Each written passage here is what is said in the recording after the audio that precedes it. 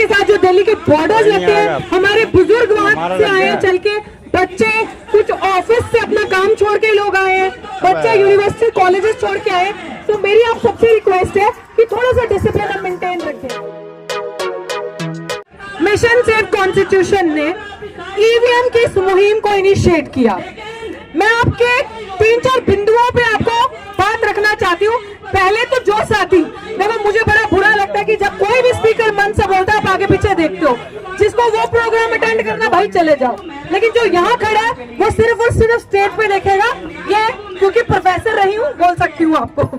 तो आपसे मैं ये बात बताना चाहती हूँ कि आज महमूद प्राचा जी आपके बीच में बैठे हैं, मिशन सेव कॉन्स्टिट्यूशन की पूरी टीम आपके बीच में बैठी है। मिशन सेव कॉन्स्टिट्यूशन कहते हैं कि संविधान को बचाना है, लोकतंत्र को बचाना है। कैसे बचेगा?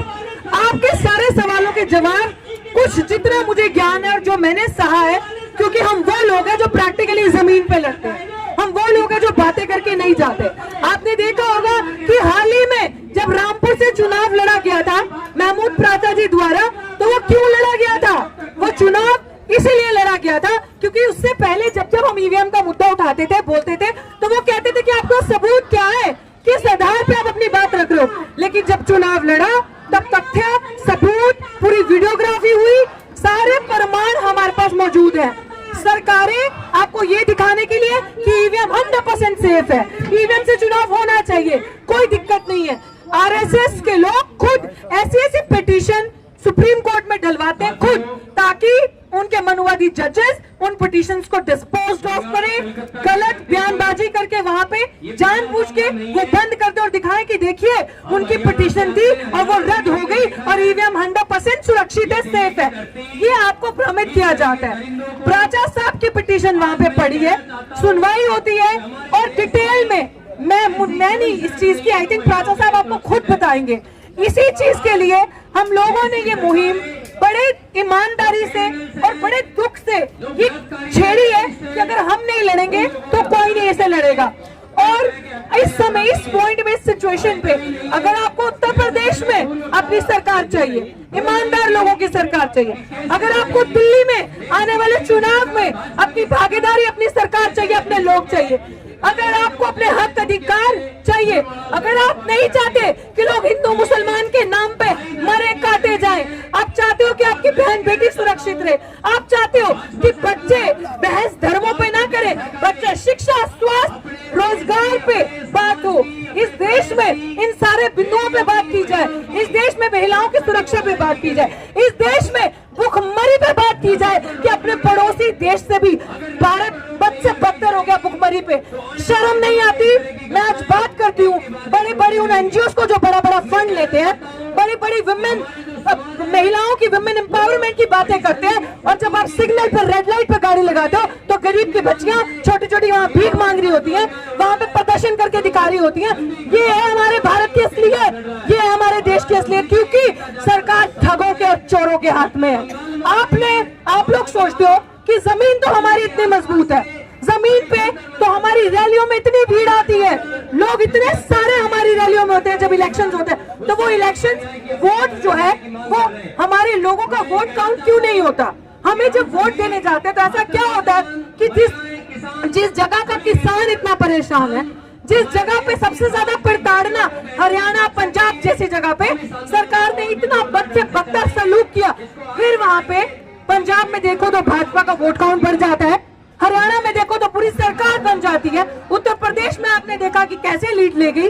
तो ये सारी चीजें सिर्फ और सिर्फ ईवीएम के तहत हो रही है। और जिन लोगों को ये चीज लग रहा है कि ईवीएम का मसला मेरा क्या करना है, जो पार्टी अभी भी गफलत की नींद में है, जिनको इस चीज का अहंकार है कि अरे हम ईवीएम नहीं ठीक है, क्या सड़कों पे जाएंगे, हमारे पीछे तो इतने लोग हैं, जिन पार्टी को ये वहम है कि आप संविधान का नाटक करके संविधान की किताबें उठाकर सड़कों पर रैलीज निकालोगे और बोलोगे कि हम संविधान बचाने निकलेंगे और दूसरे का वोट काट के अपनी सरकार बना लेंगे, तो आप सब इस देश की अखंडता को, इस देश को कमजोर कर रहे हो। क्योंकि इस चीज से अगर आपको लग रहा है कि भाजपा आपकी संख्या से डरती है, अगर आपको लग रहा है कि आरएसएस कि संख्या ज्यादा और आपको जीतने देगी, तो नहीं, वो साम दाम दंड भेद की राजनीति करी है। उसे पता है कि किस तरीके से सत्ता में रहना है, उसे पता है बेईमानी करके, ईवीएम का इस्तेमाल करके।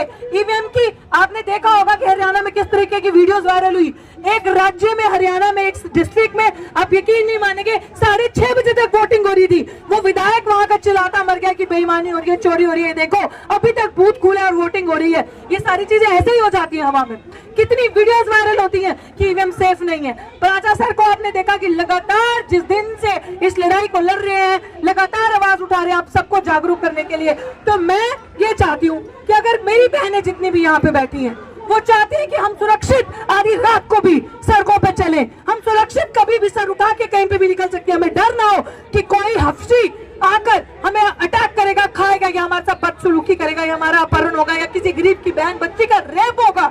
तो आप लोगों को ईवीएम की लड़ाई लड़नी है, क्योंकि most of the things in this country are happening with the agenda popular propaganda। सरकार स्टेट स्पॉन्सर्ड रिलीजन बनाती है, स्टेट स्पॉन्सर्ड हेट्रेड जो है वो पैदा करती है, कम्युनल राइट्स जो है वो सरकार खुद पैदा करती है, ताकि आप और हम जैसे लोग ईवीएम के बारे में बात ना करें, आप और हम जैसे लोग रोजगार बेरोजगारी के बारे में बात ना करें, भुखमरी के बारे में बात ना करें और मुद्दों से भटक जाएं और फिर सरकार के पॉपुलर प्रोपेगेंडा हेट का नैरेटिव चला के और अपनी सरकार बना ले और हम लोग फिर वहां बैठे के बैठे देखते रहे। तो आप मुझे बताएं कि आप सब कितने लोगों के पास युवा खड़े हैं, कितने लोगों के पास सरकारी नौकरी है, कितने लोग, और है किसी के पास सरकारी नौकरी है आप में से? नहीं होगी भाई, हमें पता है, क्योंकि हम जैसे जागरूक लोग इन चीजों को उठाते हैं, इन मुद्दों पे बाहर निकलते हैं। कितने लोग 8-8, 9-9 मुकदमे में झेल रही हूँ, हम लोग अदालतों में जाते हैं, इतनी लंबी लंबी डेट मिलती है आपको इस सिस्टम में रहते हुए, क्योंकि सरकारों का जुडिशरी पे प्रेशर है, पूरा कंट्रोल है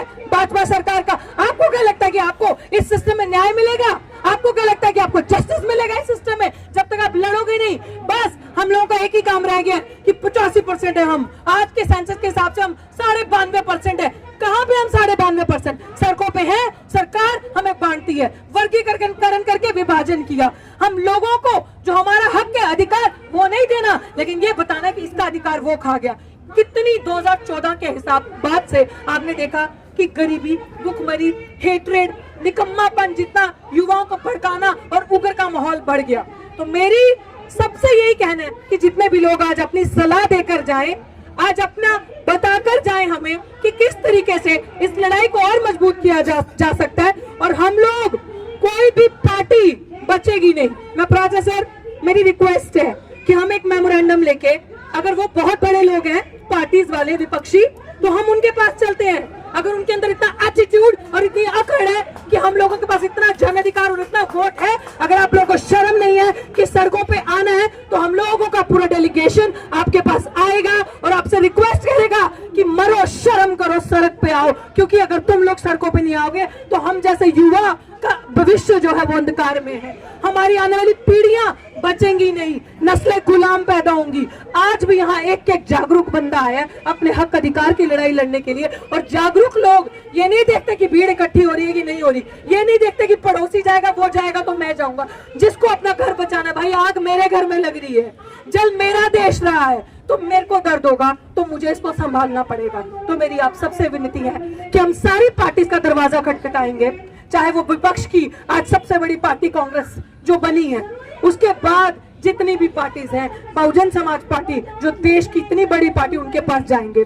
उसके बाद जितनी भी और पार्टीज हैं रीजनल लेवल पे, सबके पास जाया जाएगा और उनको बोला जाएगा इस मुहिम में आओ, सड़कों पे निकलो, साथ दो और इस सरकार का तख्ता पलट करो और उन 92% लोगों की सरकार बनाओ, उन अम्बेडकरवादियों की सरकार बनाओ जिन्होंने इस देश को आजाद करने के लिए कुर्बानियां दी हैं, जिनके दादा परदादा इस देश में अपने खून पसीना बहाया। और मैं प्राउडली ये बात कह सकती हूँ क्योंकि मेरे दोनों के दोनों ग्रैंड पेरेंट्स फौजी थे, फौज में थे। मैं उस परिवार से आती हूँ जिन्होंने वो कुर्बानियां देखी हैं, जिन्होंने ये दर्द तकलीफ सहा है, इस देश से प्यार किया है। और मुझे ये लगता है हम सब, अगर जितने भी लोग यहाँ पे हैं, ये संदेश यहाँ से लेके जाएंगे, अगला प्रोग्राम का कॉल आपको 1 हफ्ते के अंदर मिलेगा।